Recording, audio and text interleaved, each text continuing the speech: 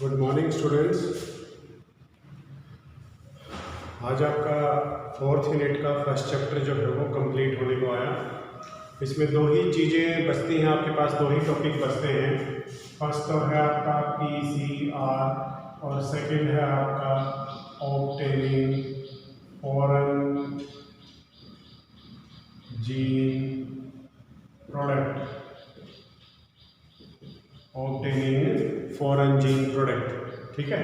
तो हम सबसे पहले डिस्कस करते हैं PCR क्या होती है। PCR का जिक्र पहले भी आया है आपके सामने। PCR की फुल फॉर्म क्या होती है बेटा?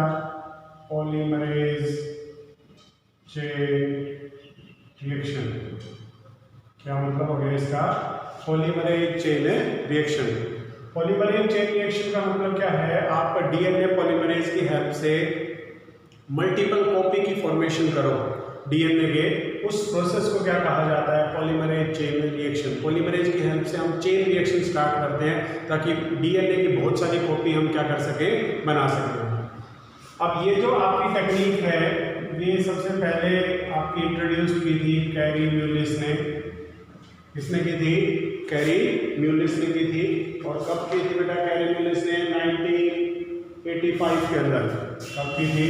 1985। तो रिसेंटली है आपका, लगभग 25 साल हुए हैं इसको, इस टेक्निक को इजाद हुए।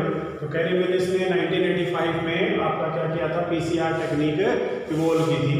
इस टेक्निक में क्या किया जाता है? आपका हाई टेम्परेचर के ऊपर, हाई टेम्परेचर पे DNA को क्या किया जाता है? हीट किया जाता है।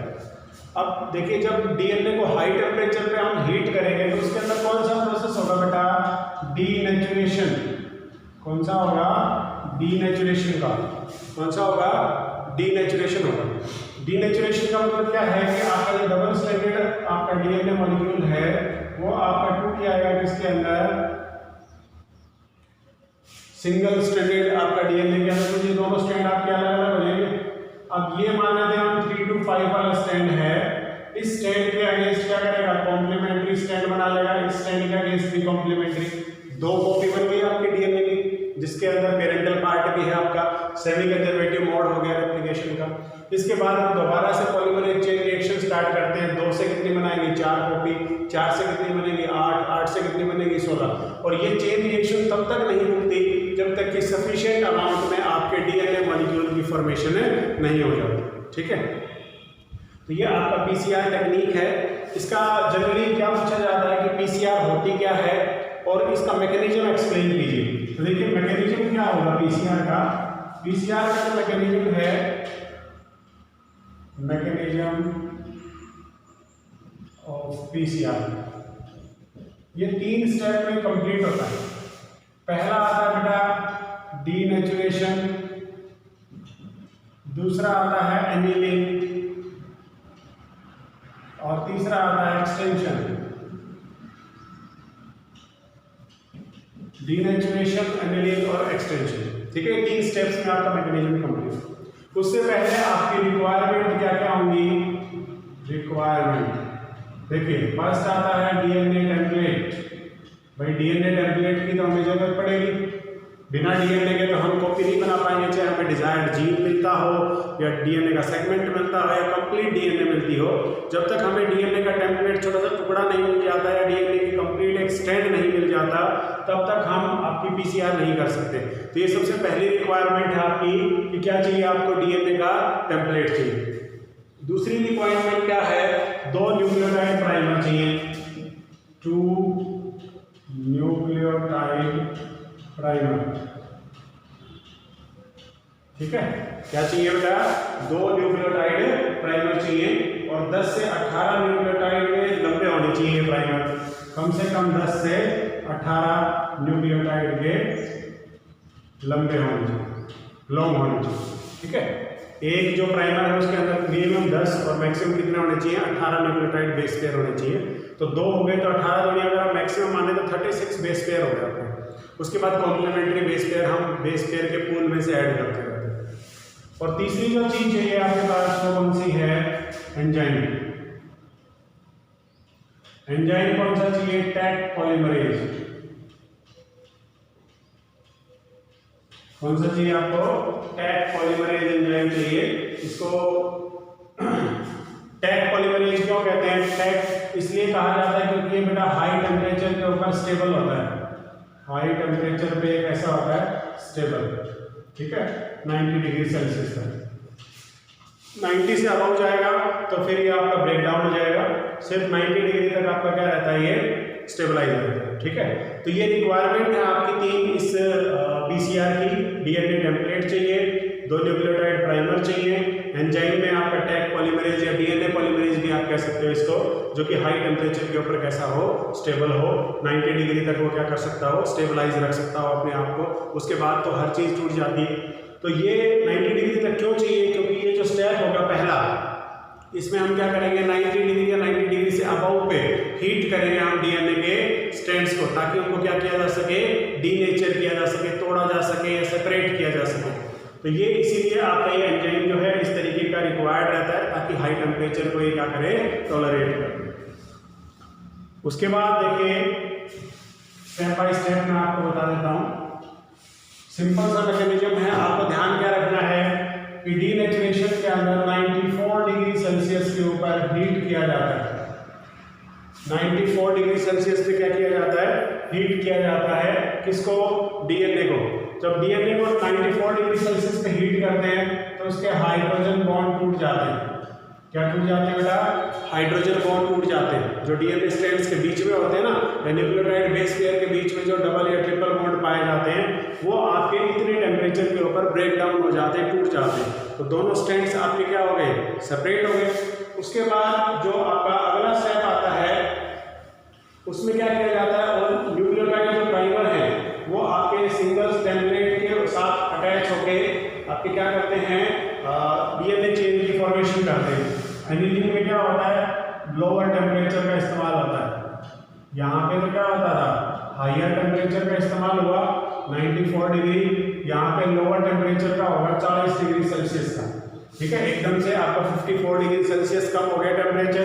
जब 40 डिग्री टेम्परेचर के ऊपर आपका क्या किया जाएगा? जो न्यूक्लियोटाइड प्राइमर थे उनको सिंगल स्ट्रैंडेड जो आपका डीएनए आपके पास है उसके साथ अटैच किया जाएगा कॉम्प्लीमेंट्री स्ट्रैंड बनाने के लिए, ताकि डीएनए की कॉपी बना सके हम हूबहू। तो वो आपका जो स्ट्रैंड है वो कितने डिग्री टेम्परेचर के ऊपर काम करेगा? 40 डिग्री टेम्परेचर के ऊपर काम करेगा। ठीक है, और जो तीसरा आखिरी आता है एक्सटेंशन। ये आपका डीएनए सेगमेंट जो है ये आपके 72 डिग्री सेल्सियस के ऊपर मैग्नीशियम आयन के प्रेजेंस में होता है। कहाँ पे होता है? 72 डिग्री सेल्सियस मैग्नीशियम आयन के प्रेजेंस में। और इसमें क्या होता है? जो डीएनए पॉलीमरेज एंजाइम है, क्योंकि ये टेम्परेचर डीएनए पॉलीमरेज को शूट करता है 90 डिग्री तक, तो वो स्टेबलाइज रहता ही है। यहाँ पे हमें डीएनए पॉलीमरेज अप्लाई नहीं करना है। अगर आप यहाँ पे अप्लाई करोगे तो आपने क्या पढ़ा कि 90 डिग्री तक स्टेबल रहता है, उसके बाद ये भी टूट जाएगा। तो पहले स्टेप के अंदर आपको डीएनए पॉलीमरेज अप्लाई नहीं करना। पहले स्टेप में तो क्या करना है? आपको डीएनए के दोनों स्ट्रैंड्स को ब्रेक डाउन कर देना है, तोड़ देना है, ताकि क्या हो? आपके पास 2 अलग अलग टेम्पलेट मिल जाए। फिर जब लोअर टेम्परेचर करके 40 डिग्री पे जो न्यूक्लियोटाइड प्राइमर है वो ऐड कर देना। देखिए प्राइमर क्यों ऐड करते हैं? आपने जो रेप्लिकेशन प्रोसेस पढ़ा, ट्रांसक्रिप्शन पढ़ा, उसके अंदर हमने क्या पढ़ा था कि जो आपका रेप्लिकेशन होता है या फिर ट्रांसक्रिप्शन होता है उसमें एक छोटे से प्राइमर की जरूरत पड़ती है। आरएनए का चाहिए, वहां पे आरएनए का चाहिए होता है, यहाँ पे किसका होता है? न्यूक्लियोटाइड का प्राइमर होता है। ठीक है, ओलिगोन्यूक्लियोटाइड बोलते हैं। वो ओलिगोन्यूक्लियोटाइड प्राइमर जो है आपके 72 डिग्री सेल्सियस पे मैग्नीशियम आयन के प्रेजेंस में डीएनए पॉलीमरेज के द्वारा क्या किया जाता है? यहाँ पे नए स्ट्रैंड की फॉर्मेशन स्टार्ट कर दी जाती है उन प्राइमर से ऊपर।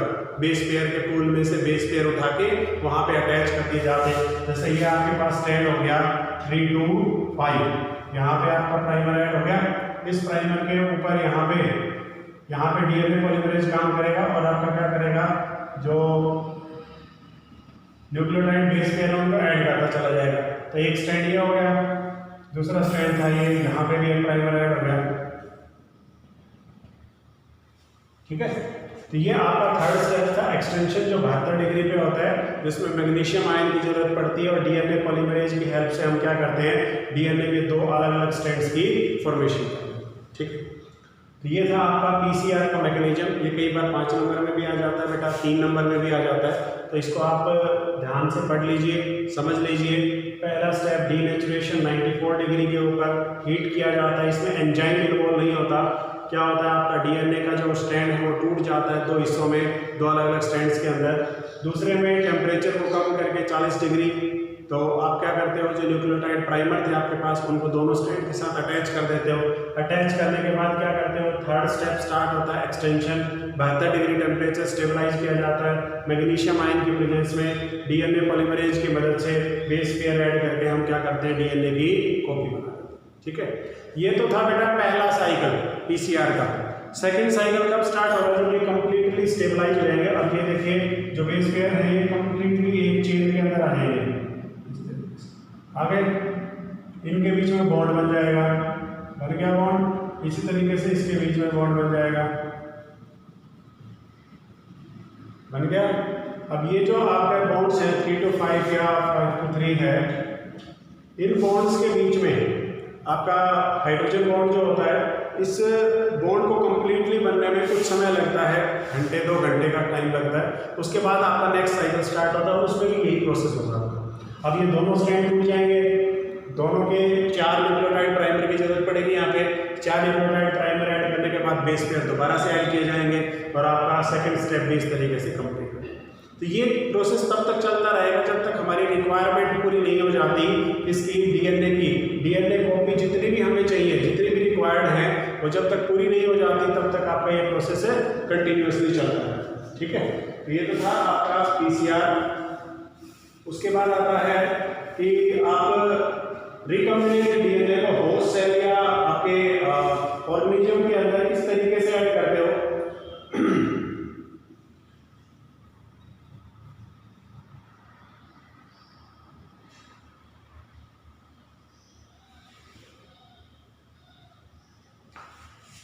देखिए जो अलग अलग टेक्निक्स हैं जिनसे हम रिकॉम्बिनेंट डीएनए को ऐड कर देते हैं होस्ट सेल के अंदर, उसमें बहुत सारी टेक्निक आती है। फ्रेगमेंटेशन आता है, इलेक्ट्रोपोरेसिस आता है, आपका बैलिस्टिक गन मेथड आता है, माइक्रो इंजेक्शन आता है। ये अलग अलग मेथड्स हैं जिनके द्वारा आप रिकॉम्बिनेंट डीएनए को किसके अंदर ऐड कर सकते हो, होस्ट डीएनए के अंदर ऐड कर सकते हो। ठीक है, उसके बाद अगला जो स्टेप आता है वो आता है आपका obtaining the foreign gene product.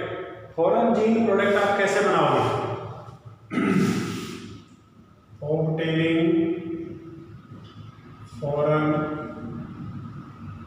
Gene product कैसे बनाएंगे। फॉरेन जीन प्रोडक्ट बनाने के लिए आपको जो भी आपका डीएनए है उसको होस्ट सेल्स के अंदर डालेंगे।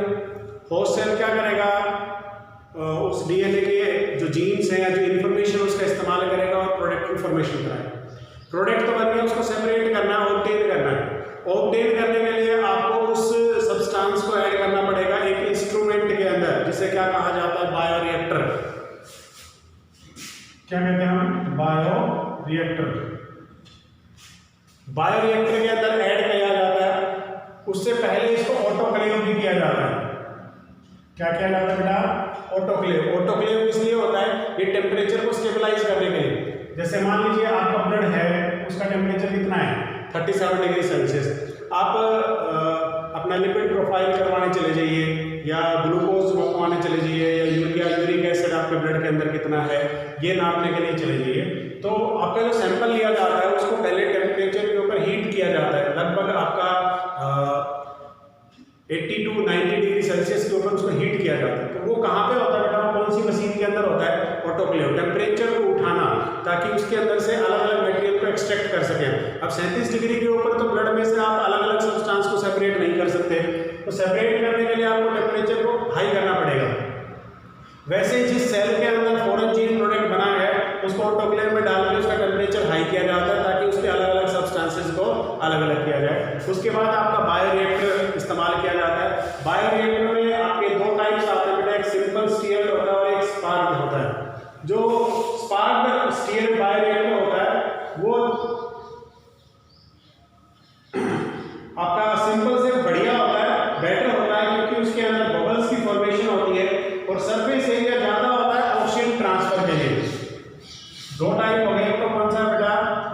सिंपल, और दूसरा कौन सा है, दूसरा है आपके पास स्पार्क। कौन सा है, स्पार्क। ठीक है, तो ये जो सेकंड है आपका, ये पहले वाले से बेटर होता है क्योंकि इसके अंदर एयर बबल्स होते हैं, और दूसरी चीज इसके अंदर सरफेस एरिया हाई होता है। सरफेस एरिया क्या होता है, हाई होता है। किसके लिए, ऑक्सीजन ट्रांसफर के लिए। ठीक है, तो स्पार्क टाइप के बायोरिएक्टर का हम इस्तेमाल करते हैं।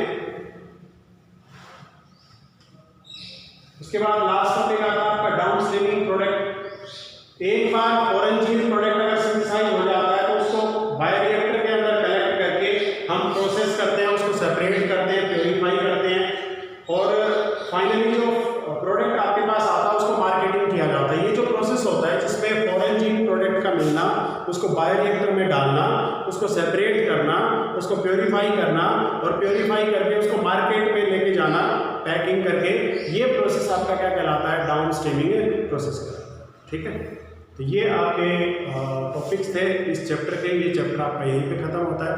तो इस चैप्टर का जो है आपका टेस्ट होगा कल, याद रखिए, कल आपका इस चैप्टर का टेस्ट होगा। आज आपके पास टाइम है, पूरे दिन में आप कभी भी प्रॉब्लम पूछ सकते हैं इस चैप्टर की, और कल सुबह आपका इस चैप्टर का क्या होगा, टेस्ट। ठीक है, थैंक यू।